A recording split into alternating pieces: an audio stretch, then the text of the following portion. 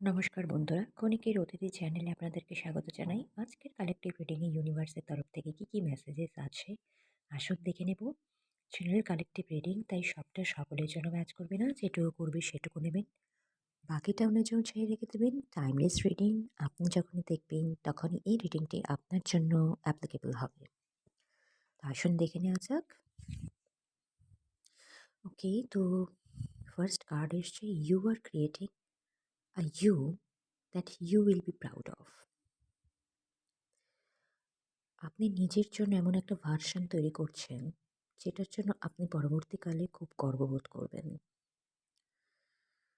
হুম, আপনার মধ্যেই যে পরিবর্তনটা দেখা যাচ্ছে, সেটা সম্পূর্ণ ভিন্ন ধরনের পরিবর্তন। আপনি এরম পরিবর্তন নিজের মধ্যে এর আগে কখনো দেখেনওনি।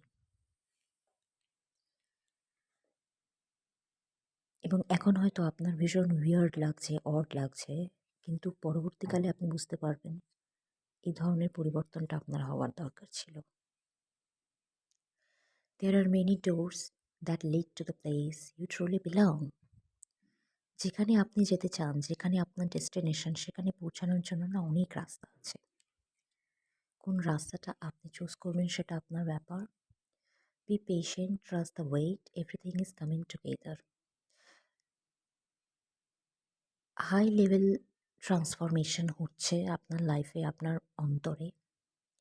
আপনার মানে সেই অণুপরমাণু লেভেলে, সোল লেভেলে, ডিএনএ লেভেলে। এবং তার জন্য আপনাকে একটু পেশেন্ট থাকতে হবে, অধৈর্য হলে চলবে না। যে অপেক্ষাটা আপনাকে করাচ্ছেন ঈশ্বর, সেইটাকে বিশ্বাস করুন, ট্রাস্ট করুন।